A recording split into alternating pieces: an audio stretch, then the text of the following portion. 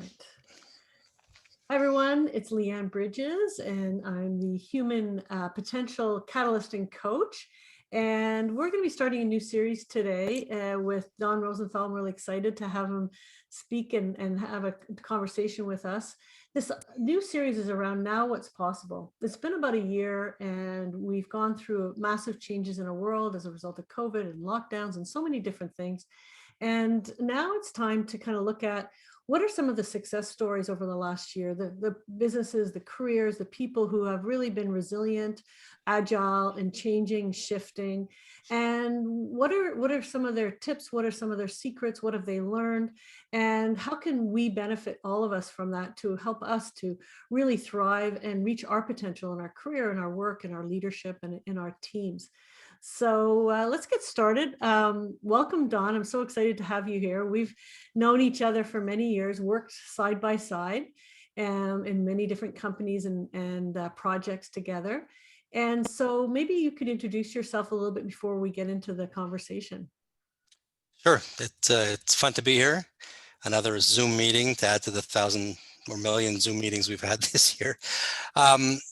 So I have been working in project management for over 30 years. I have an MBA from McGill, and I've been running projects for large corporations, banks, insurance companies, marketing firms, and up until recently, it's been a very physical intensive way of working. There's always been the expectation that I'm on site at my clients, and it's been an interesting year adapting to the new reality. So I'm still running projects, still working for the same type of clients, but in a completely different context. Excellent.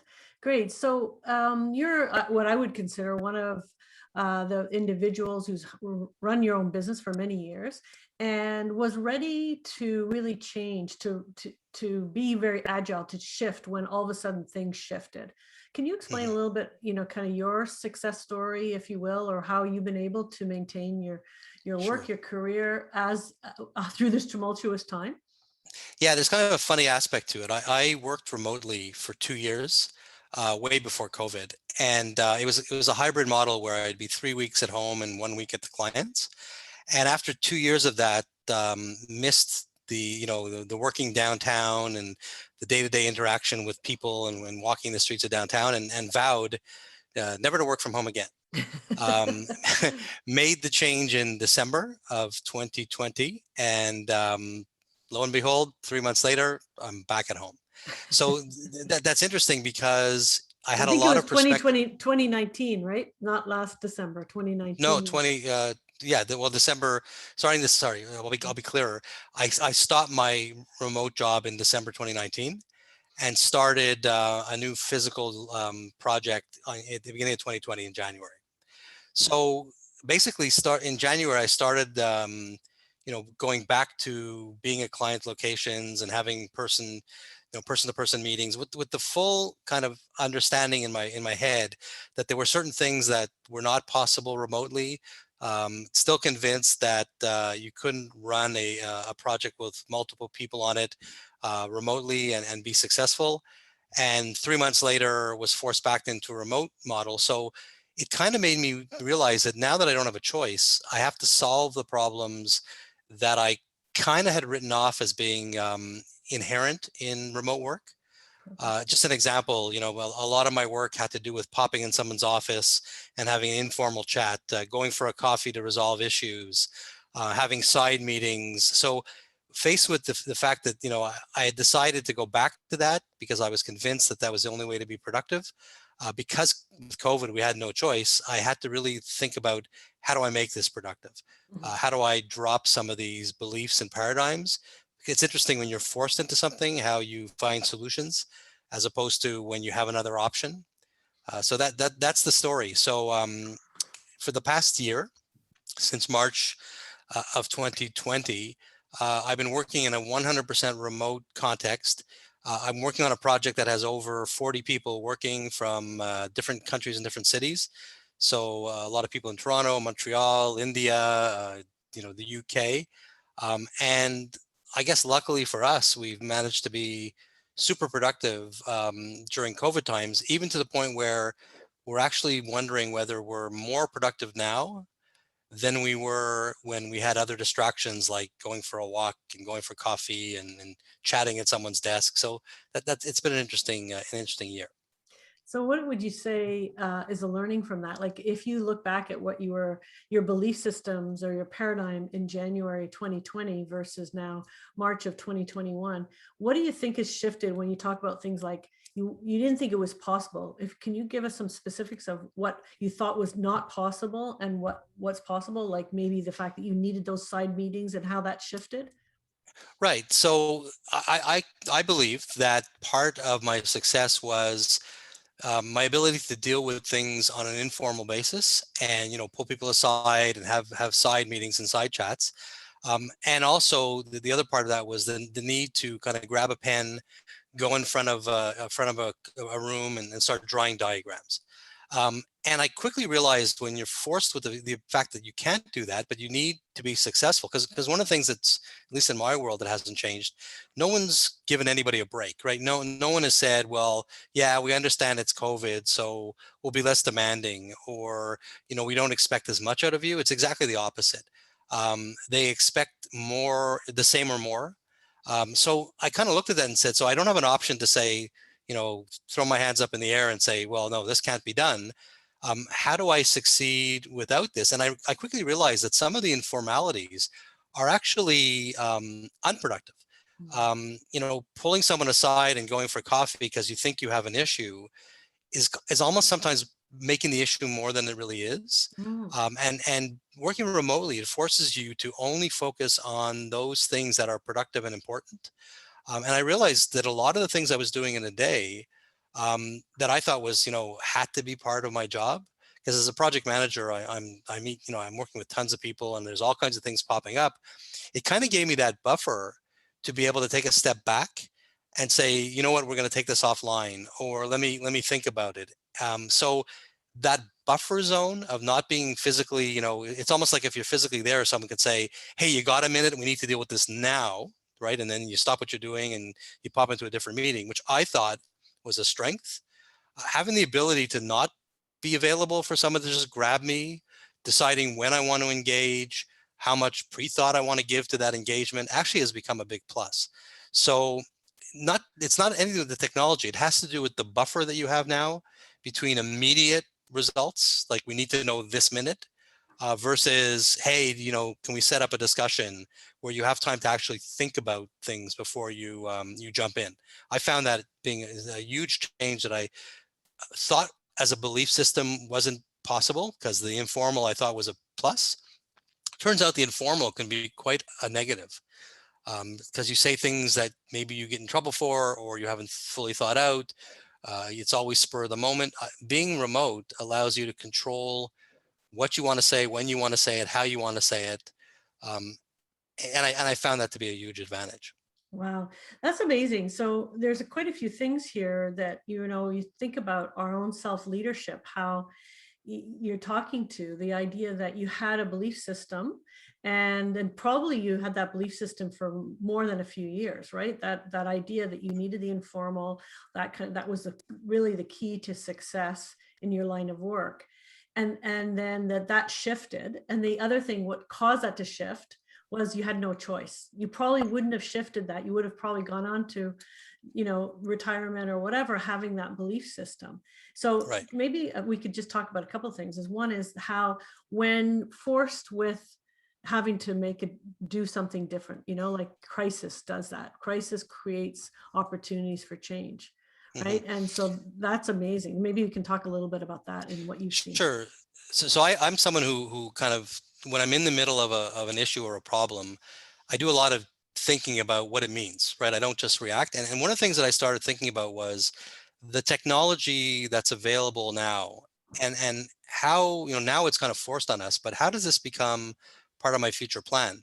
One of the things that I always realize, and is that as you get older in more traditional models, physical ability, physical appearance used to be a really important thing. So for example, if I walk into an interview in my 60s, And I was had to work with a whole bunch of young people who were in their 20s and 30s.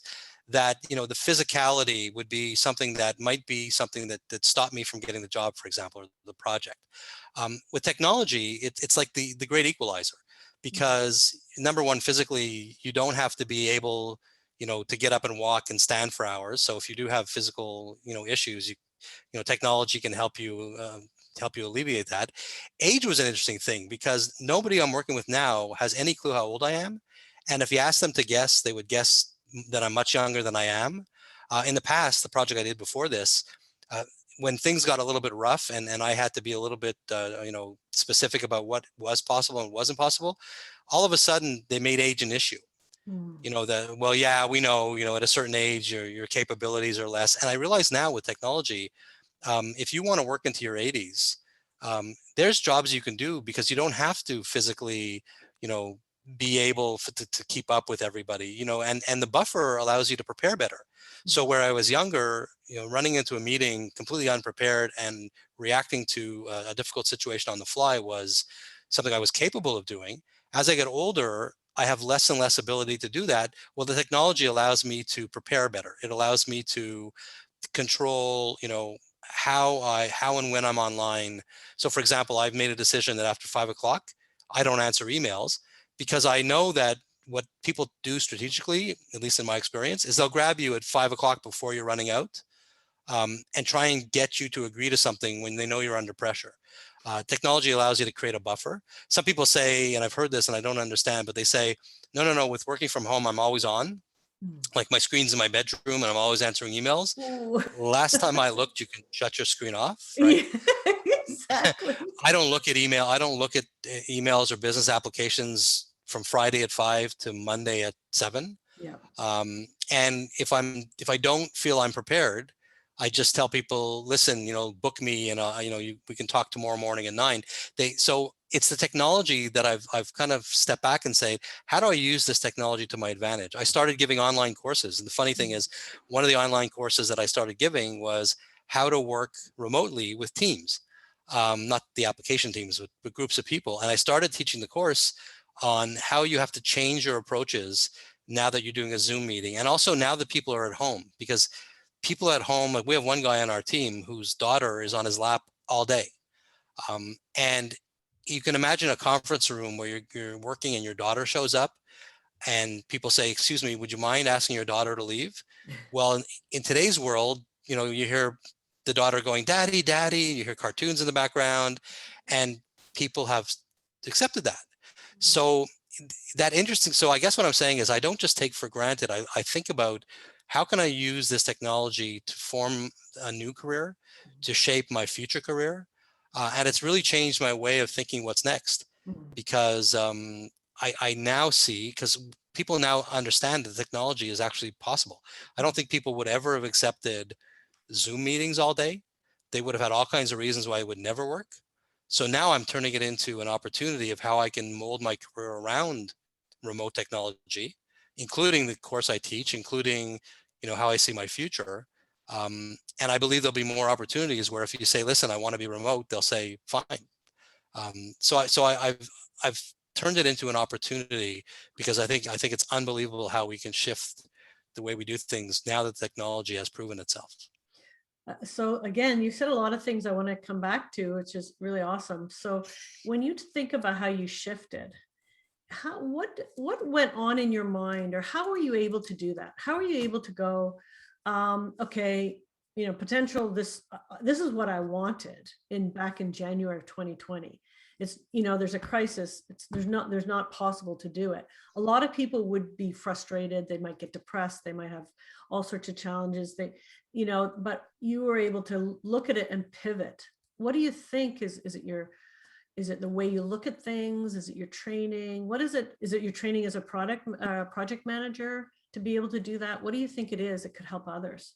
Yeah, so it's a great question, and I don't think I have a clear answer of how my professional experience combined with my life experience, Mhm. because I have this attitude that the past is meaningless. Meaning, you know, I don't mean it's meaningless because you learn lessons, but dwelling on things you can't change or control, Mhm. it has no value, right? Like I should have, I could have. For me, that has no value. And maybe as a project manager, that's totally true, because it's all about, meeting a deadline and delivering. So when people want to dwell on, what they can't do, it Whose almost fault it is. Yeah. right, whose fault it is, why did this happen. I don't see any value in that.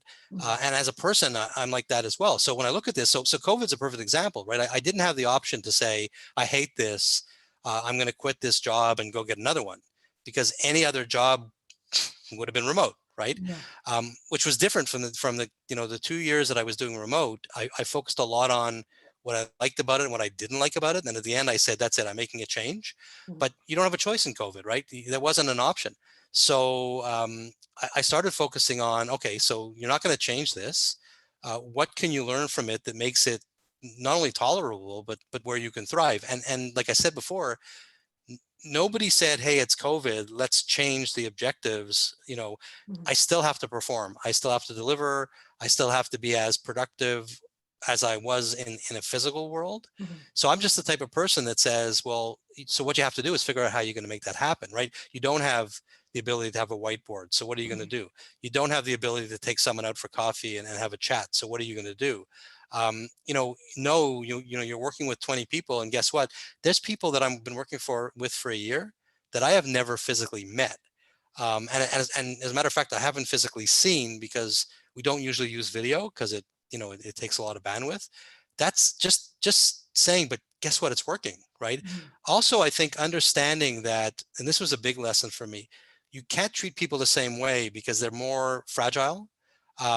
Working from home means they have productivity challenges, right? Mhm. Whether it's their family at home, whether it's the fact that, in their bedrooms in a small condo, it's hard for them to get up and go, like to make it work. It changed the way I deal with them.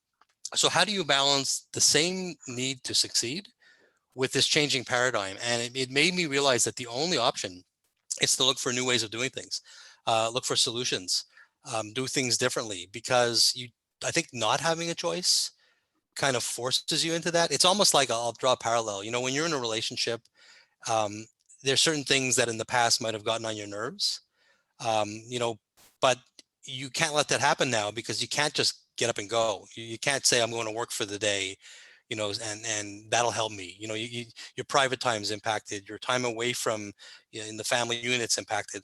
So you have no choice but to find ways to be happy, and to understand that the people around you are also stressed. Like the people you're dealing with aren't living their best lives either, right? So I'm just the type of person, and maybe it is because I'm a project manager. Project manager means you can't accept your situation. You have to change it. If someone says, I can't do this, you can't just say, okay, great, I'll put you down as we can't, right? You have to say, we have to. So what do we do, right? So how do you So I come never up had with an option. ideas? How do you like when you're faced with something like that? And I guess it depends on what the thing is. If it's a project, might be different. But how do you come up with new ideas? Do you just sit and think about it, or what do you research? What do you do to come up with new Yeah, ideas? so research. So basically, a lot of research about what the future of work will look like. Also, a lot of research on technology, because I'm the type of person who the solution kind of helps me understand the problem. So when you go on the web and you look at collaboration tools, you look at project management tools, you look at time management tools, it's almost like I look at the solution they're proposing and I went, oh, that's interesting. What problem does this solve? Sometimes you do searches, basically you say, here's the problem, what's the solution?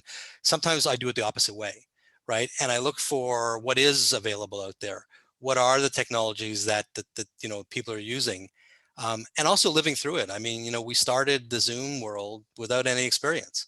What do I like about it? What don't I like about it? What works for me? What doesn't work for me? Excuse me. And that's something that instructed my solution by being really, really close to what I like and what I don't like, what's working, what's not working. And when you focus on that, it's almost like you can't stay in the same place, right? It's like I'm constantly analyzing. So for example, with COVID, I realized that I don't like working from home 5 days a week. Mhm. I do like working from home more often than I did before, but I still need that private time. I still need the time to walk, go get a coffee just to change my headspace. So I'm starting to learn that I have to find a situation where it's part remote, part physical, but then it has impact on where I'm going to live. It has impact on how close I am to a downtown core. But I'm the type of person that when I'm in a situation, I don't just live it. I ask myself what else is possible, what I like and what I don't like, and I solve the problem. And that's how I came to kind of a new model for what I want to do with my life. Another thing which is funny is that I thought that years ago, if you asked me about retirement, I'd say to you, as soon as I possibly can, I want to be sitting on the beach doing nothing. I know we used to have Uh, those conversations, right? yeah.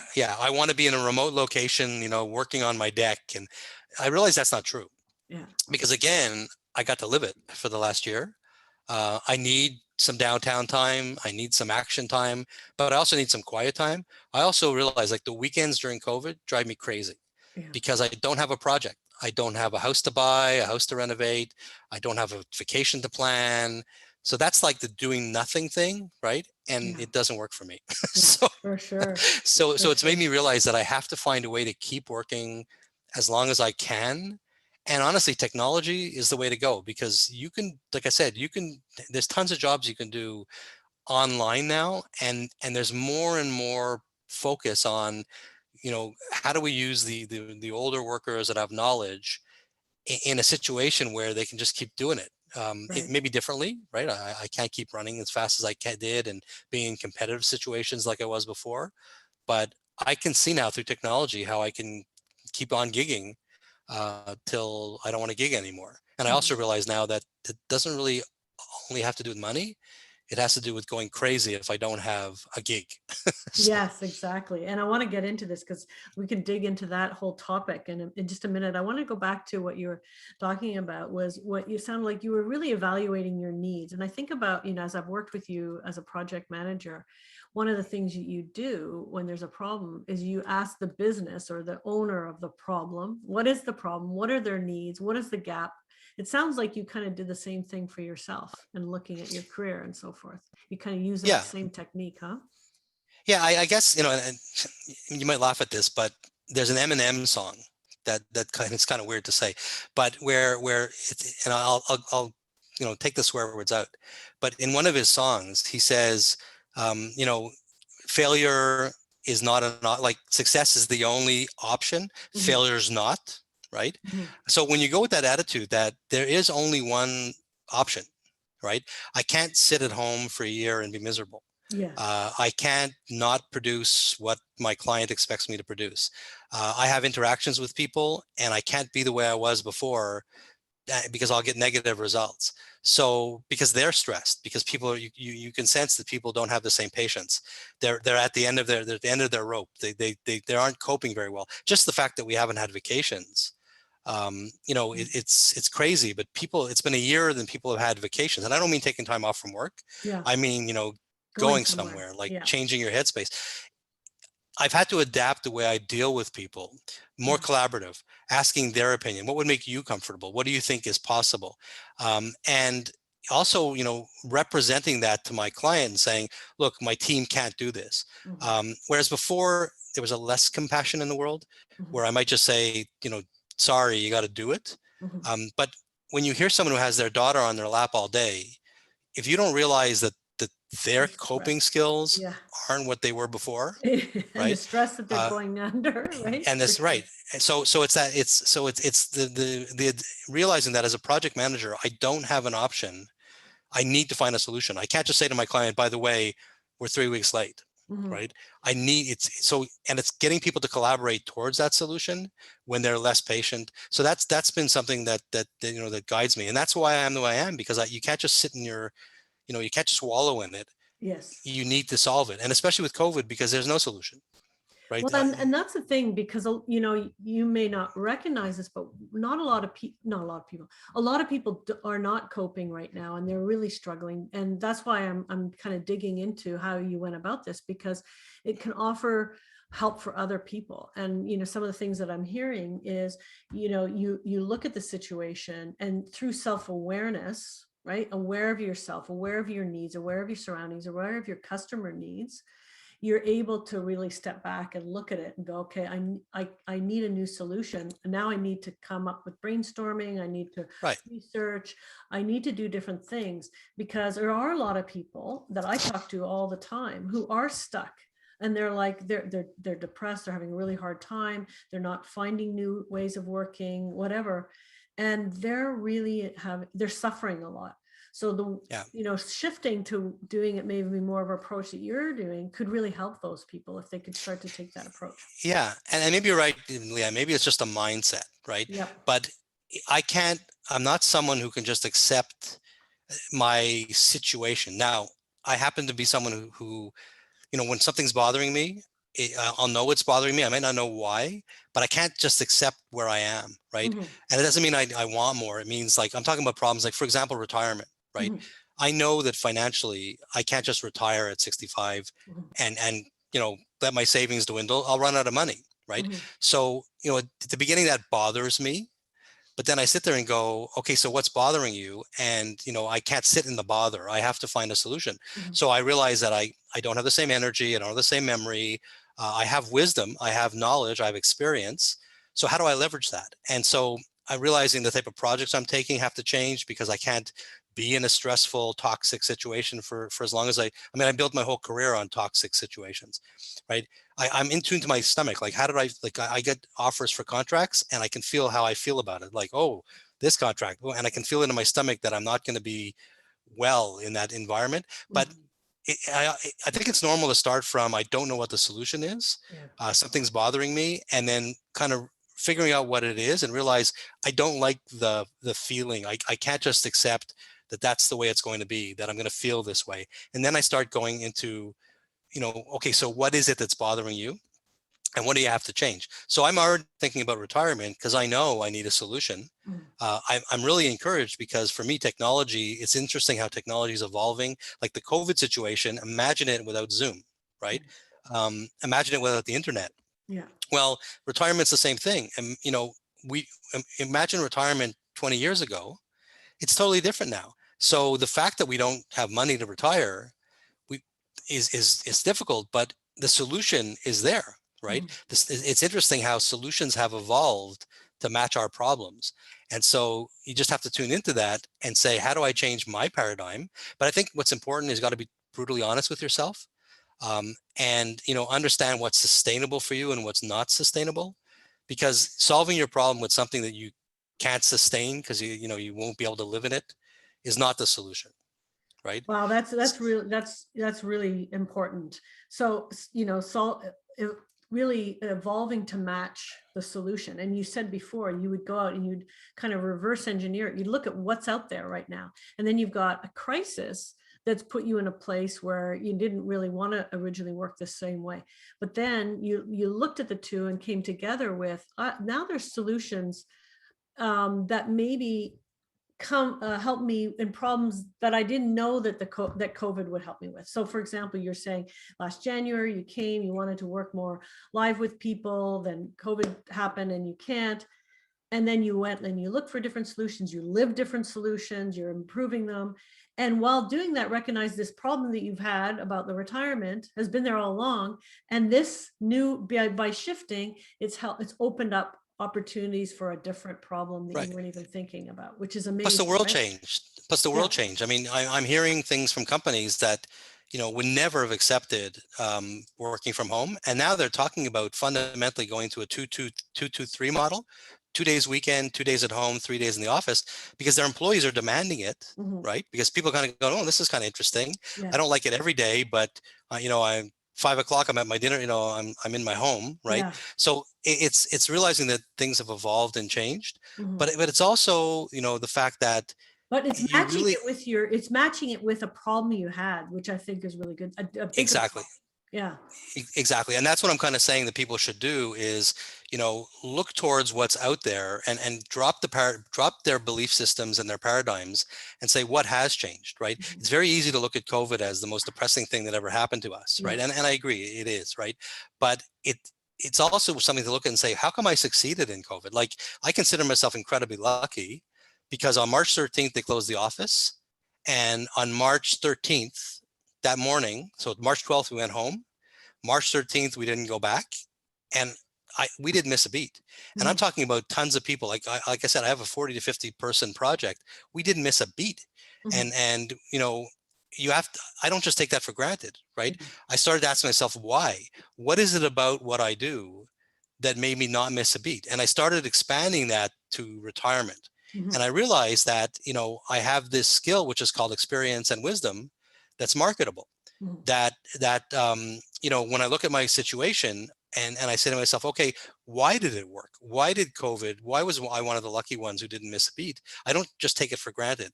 Yeah. And so I started analyzing that. What is it about this current situation that I can use to my advantage going forward when I have my own personal crisis of getting older and retirement, which is just like COVID, because no one, people won't hire me necessarily as an employee, right? But I have something to offer.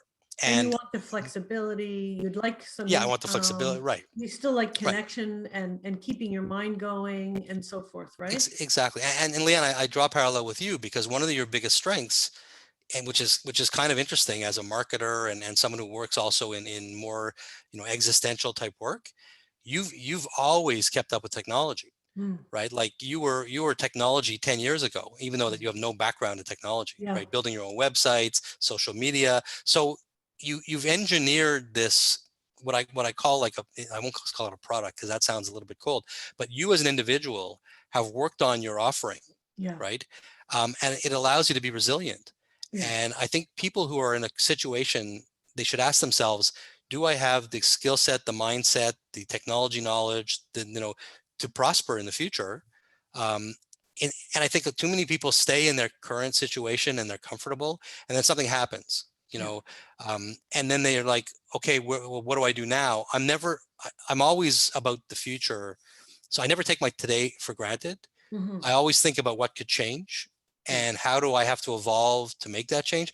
I think that's the single most important thing, is to never be static, Hmm. and be comfortable in your static, right? And maybe it's life experience. Maybe things have happened in my life that made me realize, oh my God, my father passed away. I was 25 years old. It taught me that the rug can be pulled out from under you at any time. Yeah. So don't depend on your rug. Don't Yeah. depend on your stability, right? Don't attach to Uh, your rug. I like that. That Yeah, sounds like some Buddhist saying or something. That's yeah, very maybe, nice. and I know, I know, but it's the point of like, don't be complacent Yeah. and think that this is good, this is fine. Think about what happens if everything changes. Now, that makes me very resilient. And because Yeah. I'm always thinking about how I have to evolve ahead of time before the world forces me to evolve, Yeah, right? exactly. So that leads right into kind of the whole discussion around retirement, or what I love to call refirement. So just a little bit before we get into that, I've seen so much research now that says that we live longer and healthier if we continue to stay connected and work in some capacity. And that Mhm. doesn't mean working 9 to 5 or this exact same job or having to commute or any of that. It means being able to share what we've learned, our experience and our wisdom in a way that helps us to feel like we contributing. There's some meaning to our life, and whatever that is. So it's such an important topic for so many people because they're stuck in the old paradigm. I worked 9 to 5 for 40 years. Now I'm going to retire. And, we hear all the stats. After 2 years of retirement, people die. Like, it's just so often because they don't know who they are anymore. So you've Mhm. been thinking about this for a long time and what it's going to look Yeah, like and so forth. So maybe you can tell us a little bit about your sure. journey towards refirement, if you will, and how Yeah, this no, that's a connects great with what question. we're talking about. So that's a great question. So the first thing it starts with is a realistic evaluation of my evolving capabilities. Yeah. Okay, I can tell how my memory is less than it was before. I can tell how I get nervous in situations that before didn't make me nervous. Right, when I was younger, I had this like invincible, nothing phases me. Right, so I start by taking stock of what that's my sustainability, an inventory, what I can deal with and what I can't deal with. So for example, as a project manager, I've been in some of the most demanding, toxic, competitive project management environments. And lately, over the last 5 years, I could see myself less and less comfortable and more stressed, right? Mhm. People are getting, I'm working with the younger and younger people. They're smart, they're educated, and the 40-year-olds have a tremendous amount of experience. So this was the first thing, right? What are my changing capabilities? Like I can't work after 5 p.m. anymore, right? If I plan to do weekend work, it's just not happening, right? So that was the first thing. And I started to realize that And could I there are just ask things. you a question about that? Is it Sure. partly capabilities, also partly desire? Like, or is I it for call it you? capabilities. Mhm. I mean, desire is a big word, right? I don't think I don't desire doing that anymore. I mean, Okay. it's just that I'm not able, right? Like if I say, oh, I'm going to get this work done on the weekend, my brain's dead, right? Okay. It's just not happening. So, and things like, I've started to rely more on tools for to-dos, right? Like strategies of you have an idea in your head, put it down in some electronic form or a notebook, because it's never going to come back, right? So there's things that I realized about my capabilities and also what I'm really willing to tolerate. And I realized at first I said, well, my career as a project manager is going to end because you have to be a warrior, you have to be someone who can go to battle. And then I started having experiences like the one I'm having now, where honestly, if people knew how old I was, they'd freak out, because I'm working with 30-year-olds, right? Mhm. And you know they Hopefully are they won't super. see this video, Don. Doesn't matter. I Just didn't say my kidding. age. I didn't say my age. But I started to realize that if I rely on my experience and wisdom, and the way I kind of look at this is, if you tell me what the movie title is, I can tell you how it ends, Mhm. right? Because I've seen it 100 times, right? Yes. Um, and the calmness and the wisdom and the experience that I bring to bear puts me more in a role now of an advisor Mhm. and less in a role of a doer, where I'm less and less doing and more leading, advising. So I'm using the wisdom part of my experience as opposed to the physical capabilities. So I team up with people who are younger, who can do the physical, and I do more of, this is what we should do, this is what's going to happen. If we do this, it'll lead to A. If we do this, it'll lead to B. And I realized that the key to my longevity as a worker is to start positioning myself into the situations where I'm able to earn a living, but not be on the front lines. So just a crazy example, several years ago, somebody I worked with said to me, I'd like you to come on my team. And there's 5 of you who are doing project management jobs, and you'll have like 1 stream in a 5-stream program. And I said to him with, no, I'm not a stream project manager. I'm the top guy or nothing, right? I don't do streams. I do the whole thing. Well, guess what? I'd love to do a stream now, right? Yeah. And so the project I'm doing now, I'm only 1 work stream among many. And when I think about the job I used to do as being like maybe the top guy, I don't want to do that anymore. But I'm Mhm. still making a living. Mhm. So it's number one, having a real clear picture of your changing abilities or changing desires, and then formulating a plan where I'm leveraging experience and wisdom, because that's something they can never take away from me, Mhm. right? My 30 some odd years of experience, I've noticed that you can't put me in a situation in my profession that I don't understand or I can't master, because I've seen it before, because I've Mhm. done it before. And now I'm using that against a group of 30-year-olds and 40-year-olds who have fig and vimmer and energy and experience, because every time that we get into a situation that's difficult, it's my wisdom that completely allows me to keep on the path that I need to be keeping on. And so I realized that's what I have to do. So Mhm. I'm building an advisory business, where I'm less and less the frontline project manager and more coaching other project managers, younger people who have the energy to do things, but don't necessarily know what's the right thing to do. Mhm. It's teaming up with them. And I've done that several times now, and it's great. I'm not nervous. I'm not stressed. I sleep at night. So it's aligning what you do to what you do naturally. Mhm. And I'll use this crazy example, but it's like when you're merging onto a busy highway and there's lots of traffic and it's bumper to bumper and you have to change 3 lanes. How come you can do that with 40 years experience as a driver and not even break a sweat, Mhm. right? And hardly even look, right? Mhm. It's the same thing. When you realize how unstressed you are when you drive, Mhm. because you've been driving since you were 16, it's because of experience and wisdom. It's because you've been in that situation 1,000 times. You anticipate the guy cutting you off before he cuts you off, right? Mhm. That's where I'm heading. So that's how I see my retirement, is finding and also being very strict and refusing situations where I know that it sounds great, it pays well, but I'm going to be miserable in 2 months or worse, stressed and sick, right? Right. And So it's those an are understanding of your vulnerabilities, those right? are a couple of things that I hear people get stuck in for sure. And so if we come back to the idea of doing versus, really being more as an advisor, or I would even call it being versus doing. Another example of that, because not everyone can be an advisor or coach. So some people can, some people can't. But it for me is similar. Where I used to, like yesterday, I had a client and he wants to start a business, and I was going through the steps, and he goes, "Great, but I don't want to do it. I want someone to do it for me." And in the past, that's what I used to do. But I was like you, clear. There's no way I'm doing that anymore. Well, we've had I'm this not discussion many doing times, it. right? I'm Right. not We've had doing this it. discussion many times. I don't have Exactly. the energy, but I also don't have the desire to do that kind of work. I'd rather be with a corporate client and then be able to say, this is it. This is what I've learned. This is what I can bring to the table. So all that to say that, yeah, I think that shift is really, really cool to be able to do Yeah. that and see that. And I think another component that you've helped me a lot with is, for years I was looking for something different, right? Like, I don't like project management, so I'm going to do website development. And I realized that I do what I do. I've done what I've done for 30 some odd years. My new business plan has to be around what I've been doing for 35 years, in my case, That's so differently. key. Yeah, I Yeah, think doing it's it differently. really key. So yeah, I'm teaching project management now, and I give these courses, and it doesn't matter what question they ask me.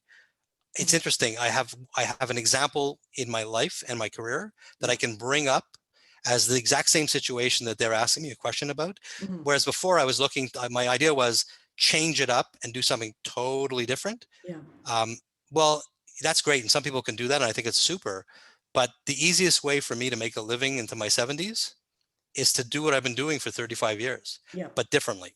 And you're great at that, right? You'll say, no, I have the skill to do it, but I'm not going there. And so you'll say to your client, listen, I could do this for you, but that's not what I want to do. Yeah. So I'll guide your There's somebody people. else. Yeah. It's like Right. help you, Yeah. right? And Yeah. you're really good at that. You have a keen understanding of yourself, right? And it's about the gut. It's about understanding, oh my God, I just like, you'll watch a commercial and you'll get a nervous feeling. And you'll ask yourself, what about that commercial made me nervous, right? And you'll realize, and then you'll say, okay, that's a sign that this type of activity is not good for me, Yeah. right? And, So that's what I do a lot. And that's really key. And the other thing you said is saying no. So listening to it and hearing it, but then also taking action to say no, because a lot right, of people come from a place of fear. Well, if I say no to this, I might not make money, but that's where you get stuck, because you keep doing things you don't like, and it doesn't give you the energy to open up your time and space, your thoughts, whatever, to pursue right. something that's going to be more aligned. Or worse, right? Like, go to work every morning feeling stressed and nervous and think that you can continue to do that for 2 years. Yeah. Not, so it's I was talking to a young guy that I worked with before who was having a tough time being a project manager in the finance area. And he'd spend his weekends renovating his house. And I could tell he was nervous. He wasn't performing. And he called me, he was funny, 2 weeks ago. And he said, guess what I did? And I said, what'd you do? He said, I'm still a project manager, but now I'm a real estate project manager for construction. Right. And he said to me, you made me realize that I wasn't comfortable with the topic that I was dealing with. I didn't feel qualified. I didn't feel that I knew what I was talking about. And he went to his employer and he said, you have a choice. You can let me go, right? You can accept my resignation. Or, there's this opportunity that I want to pursue to be a real estate project manager. And that's what he was ready to leave his job because he couldn't sustain it. He was going home stressed. He had kids, and he turned it around by saying, what do I do? What do I love to do? And can I combine professional with either love, or if you can't love what you do, professional with what comes naturally? Because I don't love my job, but it comes naturally. Yeah. So I'll trade the kind of love for easy, natural flow, right? Yeah. So But there's parts that you really love, was helping people and connecting and solving yeah, problems. And now, as exactly. you said, you're also teaching, right? So you've got some teaching opportunities, which again is shifting the form that you offer your expertise. But it seems like, from what you've told me before, that's a lot of fun to do that. Well, it's fun because there's no pressure. I don't have a deadline or a boss or a deliverable or a budget. It's just talk for 7 hours. That's what I do. So That's awesome. yeah, I have to go at 4, Leanne. I know we Yep. might cut Yeah. this out So of the we'll interview. close up here, and I just want to. Is there anything else you wanted to share about the kind of the topic here, which is now what's possible that wasn't possible maybe a year ago, and it could be through Mindshift or whatever. Anything else, or Right. you want to just summarize that? You know what you're. Yeah. So maybe to summarize, it's continue research what's changing in the world. You know, like COVID is look into what it's going to mean for the future, Mhm. because it will change a lot of things. And we talked about this way at the beginning when you had a forum and I was talking about that. So look for opportunities in crisis. The second thing is be really in tune with what makes you feel good and what makes you feel bad in terms of what you're doing things, and focus on your strengths. Mhm. Focus on how you could redefine your professional life or your personal life, but I'm really into professional life based on what you do well, based on what you've succeeded in, and just say that anybody wants to chat about it. What I'm trying to do is eventually align myself with other people that are at the same level of career that I'm in, kind of as an advisor group where we can offer wisdom services, is what I call, because I think there's a huge potential. When I look at my ability to see in the future, I look at what people cannot take away from me and what I control, and I'm trying to be what I know I can be and sustainably be, and the market is reacting to it, because if you stick to that, you'll see very positive opportunities come up where people are looking for exactly what you have, and maybe you're redefining yourself. Maybe it's already there, and you just have to kind of find a way to take stock and understand what you have to offer. And also, I find a lot of people. My advantage is I've gotten to see a lot of clients over the last 30 years. I've been an independent contractor, whereas most people have stuck with employers, and they don't see their potential. Mhm. It's work with people who can help you uncover things that you may not see. Right? Mhm. You may take things for granted because you've been doing it for 30 years. It might be an incredible skill that the market's dying for, that you just don't see because it's been your job, right?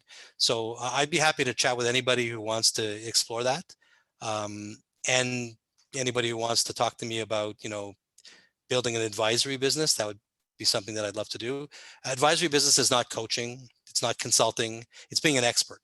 It's taking your expertise and being more of an advisor to companies based on that expertise, whether it's a software or a certain skill. It's not coaching people. It's being an expert, being the expert around the table that helps companies evolve. So So that's about it. if I could summarize then that, if people are looking for, yeah, I have an expertise, I'd like to figure out how to put it together, or be part of a network of other advisors, and share, that they can get in contact with you. We'll put your Yeah, contacts in this video.